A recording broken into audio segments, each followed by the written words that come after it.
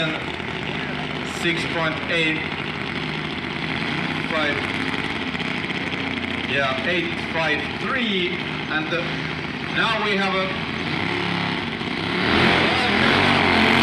third position. Yesterday, Gödam 6.982. Ja tässä siis tällä hetkellä laittelun kolmantena oleva Gödam Zodiac Superbin pyörällään 2850 kuutiosenttimetriä löytyy tuolta pyörästä.